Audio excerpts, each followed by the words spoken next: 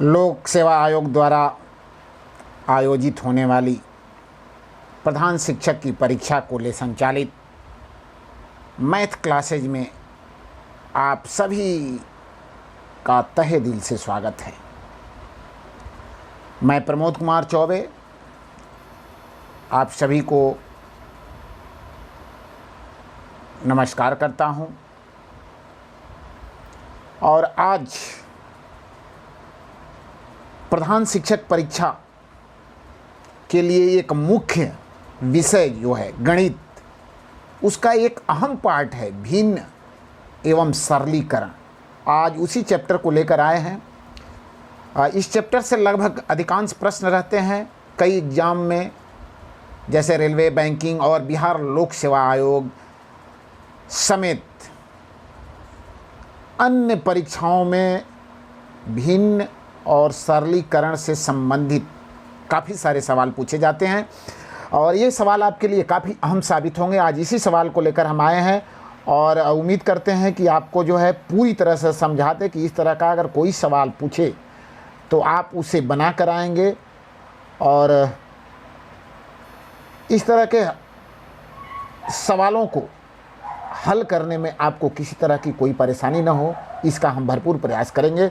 तो आइए हम लोग देखते हैं कि सवाल क्या है और ये सवाल आपको कैसे लगें। ये ज़रूर हमें बताइए कि जो सवाल हम सिलेक्ट कर रहे हैं, जो सवाल आपके सामने परोस रहे हैं, सवाल को जो व्याख्या करके हम उत्तर बता रहे हैं, वो आपको कैसे लगते हैं। थोड़ा आप भी, आपका जवाब, आपका मौन जो है हमें निरुत्साहित करता है, क्योंकि कोई जवाब नहीं मिलने से हमको लगता नहीं है कि मेरा वीडियो, मैंने जो क्वेश्चन सेलेक्ट किया है, मैं जिस तरह से आपको बता रहा हूँ, ये कैसा लग रहा है। तो इसके बारे में आप ज़रूर कमेंट बॉक्स में लिखें और इस वीडियो को लाइक ज़रूर कर दें। तो चलिए बिना देर किए हम लोग सवाल पे आते हैं। इस तरह के सवाल काफ़ी पूछे जाते हैं और इस तरह के सवाल वैसे भी मैथ तो काफ़ी आकर्षक विषय है, लेकिन जो इससे डरेगा उसके लिए काफ़ी कठिन और मुश्किल है। तो मैथ से हमें डरना नहीं है, मैथ से खेलना है, क्योंकि मैथ खेल है और खेल खेल में हम केवल थोड़ा सा दिमाग लगाना है, क्योंकि मैथ से हम लोग बचपन से ही वाकिफ़ होते हैं। घरों में भी और दुकानों पे जाते वक्त जो भी खरीदते हैं सब गणित का ही चीज़ है। तो गणित हमारे जीवन से बचपन से ही जुड़ा रहता है और अंत तक जुड़ा रहता है, इसलिए गणित में हमें काफ़ी रुचि भी रखनी चाहिए। और ये चूँकि प्रधान शिक्षक की परीक्षा के लिए मैथ जो है अहम विषय है, क्योंकि इसी से 20 सवाल रहेंगे और इन 20 सवालों में से कम हम ऐसा लक्ष्य रख कर चलें कि 18 सवाल हमारा ज़रूर सही हो। और हमें उम्मीद है कि आप इस पूरे क्लास को, जो हम क्लास मैथ के चला रहे हैं, इसे आप देखेंगे तो आप ज़रूर हद तक सफल होंगे। तो चलिए आते हैं, पहला क्वेश्चन देखते हैं कि पहला क्वेश्चन है कि दो क्रमागत संख्याओं का योग 25 है, तो वे संख्याएं क्या होगी।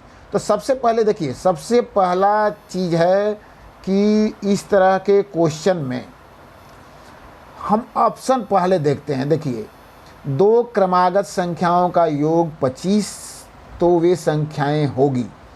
अब देखिए, दो क्रमागत संख्या का योग 25 है, तो हमें ऑप्शन देखना है। एक 12-13 है और बी जो है 9-16 है, सी जो है 11-12 है और डी जो है 17-18 है।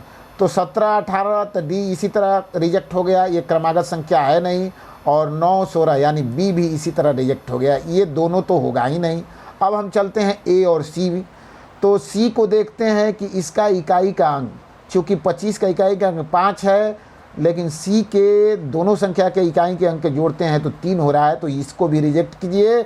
इस तरह हम लोग एकदम जो है बिना किसी संकोच के ऑप्शन 1 की तरफ जाते हैं। 12 और 13 उसे जोड़ने पर 25 होगी। 12 और 13 जो है क्रमागत संख्या है, जिसे जोड़ने पर 25 होगी। इस तरह के सवाल जो है उलझाने के लिए आते हैं। आप समय बनेगा, सबसे सब बना देता है, लेकिन चूंकि इस तरह के एग्जाम में प्रेजेंस ऑफ माइंड देखा जाता है और टाइम टेकन, टाइम को हमको ध्यान में रखते हुए, टाइम ज़्यादा नहीं देना है सवाल पे। इस तरह के साधारण सवाल पे अगर हम ज़्यादा टाइम देने लगेंगे तो और सवाल जो है हमसे छूट सकते हैं। तो चलिए आगे देखते हैं हम लोग। दूसरा क्वेश्चन है, पहला क्वेश्चन इस तरह के कोई भी सवाल आएगा तो आप आसानी से पहले ऑप्शन से उसको खोजिए। बहुत सवालों में ऑप्शन से हमको खोजना होता है, सवाल बनाने पर हमको ध्यान नहीं देना होता है। अब चलिए दूसरा सवाल है कि 7/9 का होल स्क्वायर भागा 7/9 गुणे 7/9। तो हमको कुछ नहीं करना है, सबसे पहले इसको भाग कर देना है। तो चूंकि 7/9 गुणे 7/9 है तो हम जो है ये स्क्वायर है तो इसको हम लिख सकते हैं 7/9 स्क्वायर को लिख सकते हैं गुणा 7/9 और भागा 7/9 गुणे 7/9। दोनों आ गया, कट गया, ये इससे कट गया, इससे कट गया, तो हमारा आंसर आ गया 1। अब इसमें देखिए x कहाँ दिया हुआ है, 1 कहाँ दिया हुआ है, तो 2 का जो है ए ऑप्शन 1 है, तो हम चलते हैं ए की तरफ, यानी ए हमारा सही है। क्वेश्चन नंबर 2 का आंसर होगा 1। अब चलते हैं हम क्वेश्चन 3 की तरफ। काफ़ी इम्पोर्टेंट सवाल है और यह जो है इस तरह के सवाल जो है पूछे जाते हैं, इस तरह के सवाल जो है परीक्षाओं में काफ़ी पूछे जाते हैं। इन सवाल को देखिए, कह रहा है कि किसी भिन्न का हर अंश से 1 अधिक है। जब उस भिन्न के अंश में 1 जोड़ा जाता है तथा हर में 1 घटाया जाता है तो भिन्न का मान 3/2 हो जाता है, तो मूल भिन्न होगी। मूल भिन्न इसमें से ऑप्शन दिया है 3/4, 2/3, 5/6 और चौथा दिया है 3/7। तो हमें देखना है कि कौन सा होगा। तो सबसे पहले इस तरह के सवाल को हल करने के लिए हमें चाहिए, देखिए दिया हुआ है कि जब भिन्न का हर अंश से 1 अधिक है, तो माना अंश x है, x मान लिया अंश, तो हर हो गया x + 1 हो गया। अब कह रहा है कि अंश में 1 जोड़ा जाए, तो x में 1 जोड़ दीजिए और हर में 1 घटाया जाए, हर में 1 घटा दीजिए, तब क्या होगा, तो x + 1/x। ये कितने के बराबर होगा, ये होगा 3/2 के बराबर, 3/2 के बराबर।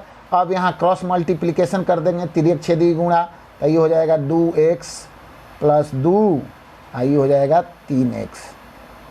अब 2x को इधर ले जाएंगे तो 3x - 2x = 2, तो यहाँ 3x में तो 2x जाए x बराबर 2। तो पहला भिन्न था x बटा में x + 1, मूल भिन्न ज्ञात करना है हमको। तो क्या था, x बटा में x + 1, तो x का मान 2 आया है, यहाँ x प्लस यानी 2 + 1 यानी 3/2। तो ये हमारा ऑप्शन होगा 2/3,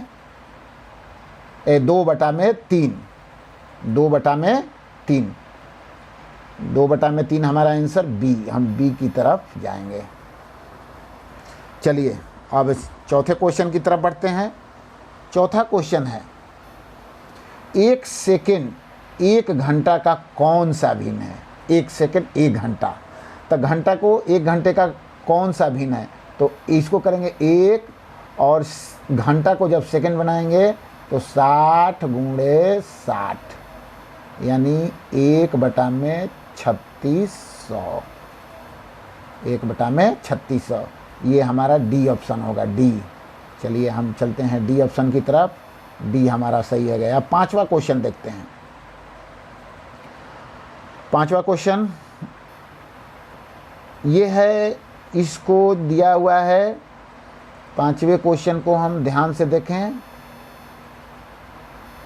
5वां क्वेश्चन, 5 सही 2/3 प्लस 16 सही 1/5 और -12 सही 1/3 दिया हुआ है। अब कह रहा है कि इनमें से जो है कौन भिन्न जो है इसके समतुल्य है। तो ए दिया है 10 सही 1/5 1/15, बी दिया है बी ऑप्शन 11 सही 8/15 और सी दिया है 9 सही 8/15 और डी दिया है 7 सही 8/15। तो देखना है इसमें कि कौन सही होगा। तो इस तरह के सवाल को हमको एकदम आसानी से हल कर लेना है। इसमें जो है सवाल को हल नहीं करना है, पहले देखना है पूर्णांक क्या है। 15 और 16 प्लस है तो 15 16 हम जोड़ेंगे 5 16 5 और प्लस 16, दोनों भिन्न का पूर्णांक जो है 5 और 16 है तो 5 16 जोड़ लेंगे तो 5 16 जोड़ेंगे तो 21 आएगा। 21 में से हमको 12 घटा देना है, चूँकि -12 है तो पूर्णांक इस भिन्न में पूर्णांक 12 है तो 12 घटा देना है। तो 21 में से 12 घटाएंगे तो हो जाएगा 9, हो जाएगा बराबर 9। तो हमको देखना है कि ये ऑप्शन में इस तरह के सवाल बताए हैं, ऊपर भी बता चुके हैं कि ऑप्शन से हल किए जाते हैं। तो देखेंगे कि इस ऑप्शन में 9 पूर्णांक जो है किस भिन्न का है। तो 9 पूर्णांक जो है सी का है, तो इसलिए हम जाएंगे सी की ओर।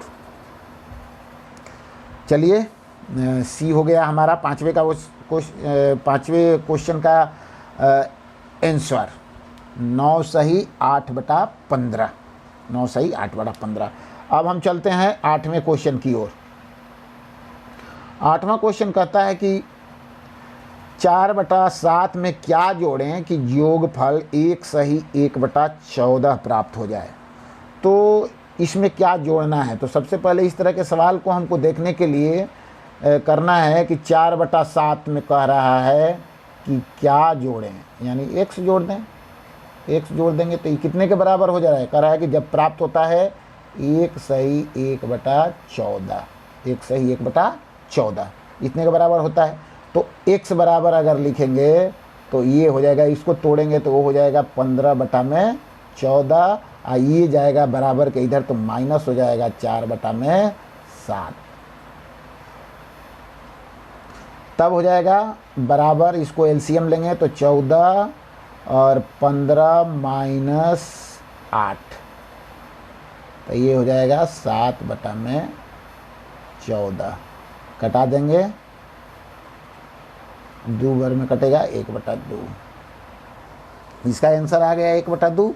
अब इसमें देखते हैं 1/2 है तो 6वें क्वेश्चन का ऑप्शन ए जो है सही है, 1/2 ऑप्शन दिया हुआ है।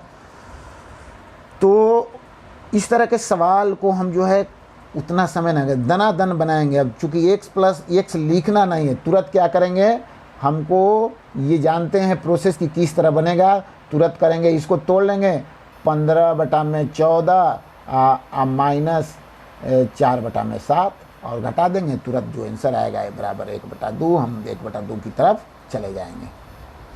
अब चलिए हम देखते हैं 7वां क्वेश्चन। 7वां क्वेश्चन जो है दिया हुआ है 165 भागा 15 प्लस 5 गुणे 10, 5 गुणे 10। 165 भागा 15 प्लस 5 गुणे 10। तो इस तरह के हम बोर्ड मास के नियम भी पढ़े हैं कि सबसे पहले हम क्या करते हैं, भाग की क्रिया करते हैं, इसके बाद गुणा की और तब जोड़ और घटाव की क्रिया करते हैं। तो इसमें सबसे पहले हम क्या करेंगे कि 165 में 15 का भाग दे देंगे। 165/15 घटा देंगे, 1 फिर 15 बचा 11, 11 बार में कटेगा और 11 प्लस दिया हुआ है अब 5 गुणे 10 यानी 50, यानी 11 और 50 जोड़ेंगे तो 61 होगा। तो हम चलते हैं इसमें 61 यानी सी ऑप्शन हमारा सही है और हम सी की तरफ जाते हैं। 8वां क्वेश्चन देखते हैं। 8वां क्वेश्चन दिया हुआ है कि एक टंकी के 1/3 भाग में 80 लीटर पानी है तो पूरी टंकी में कितना पानी आएगा। एकदम जो है इजी सवाल है, लेकिन ये सवाल वेरी वेरी इम्पोर्टेंट है ये सवाल जो है बहुत ही इम्पोर्टेंट है। इस तरह के सवाल जो है बराबर पूछे जाते हैं, और अगर आप इसको जान गए तो इसको आसानी से बना भी सकते हैं। देखिए 1/3 भाग, 1/3 भाग किसको बिलोंग करता है? 80 लीटर, 80 लीटर पानी को। तो कह रहा है कि 1 टन की 1 भाग, तो 1 भाग कितने को बिलोंग करेगा? तो 80 × 3 यानी 8 के 24, 240 लीटर, 240 लीटर। इसमें देखते हैं 240 लीटर ऑप्शन ए है, तो इसलिए हम जाएंगे ऑप्शन ए की तरफ, 240 लीटर। आसान सवाल है, इस तरह के सवाल बहुत पूछे जाते हैं और इस तरह के सवालों पे ध्यान देना है, क्योंकि ये आसान सवाल अगर गलत करके हम आते हैं तो हमें बहुत ही निराशा होती है और बहुत अफसोस भी होता है, क्योंकि ये सवाल जो है ये हमसे बनने वाले थे और ये छूट गए। तो चलिए दोस्तों, आज के लिए इतना ही, और हमें पूरी उम्मीद है कि आपको यह प्रश्न और ये वीडियो जो है बहुत पसंद आएंगे।